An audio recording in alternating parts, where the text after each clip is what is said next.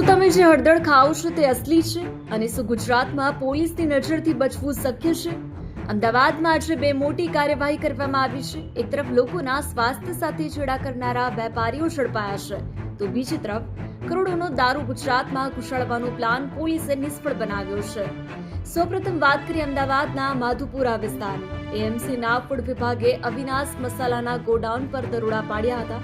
અહીં જે જોવા મળ્યું તે ચોંકાવનારું હતું. હળદરમાં લોટની ભેળસેળ કરવામાં આવતી હતી.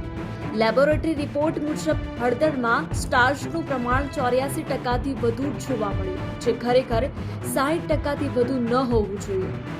તંત્રએ ₹10 લાખનો મુદ્દામાલ સીઝ કરીને લોકોના જીવ સાથે રમત રમતા તત્વો સામે લાલ આંખ કરી છે. તો બીજી તરફ અમદાવાદના વ્યસ્ત એવા એસજી હાઈવે પર સુલા પોલીસે ફિલ્મી ઢબે દારૂનો જથ્થો ઝડપી પાડ્યો છે.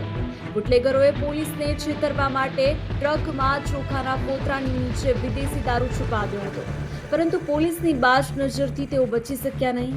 ટ્રકમાંથી અંદાજે 43,000થી વધુ વોડકાની બોટલો મળી આવી છે, જેની કિંમત ₹54 લાખથી પણ વધુ છે. રાજસ્થાનથી આવતા આ જથ્થા સાથે પોલીસે એક આરોપીની ધરપકડ કરી છે. આમ એક બાજુ નકલી મસાલા અને બીજી બાજુ ગેરકાયદેસર નશો.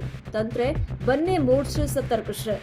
ગુજરાત સુરક્ષિત તમને અપીલ કરે છે કે ખાણીપીણીની વસ્તુઓ ખરીદતી વખતે સાવચેત રહો. આવા જ સમાચાર અને સુરક્ષા સંબંધિત અપડેટ્સ માટે અમારી ચેનલને સબસ્ક્રાઇબ કરો.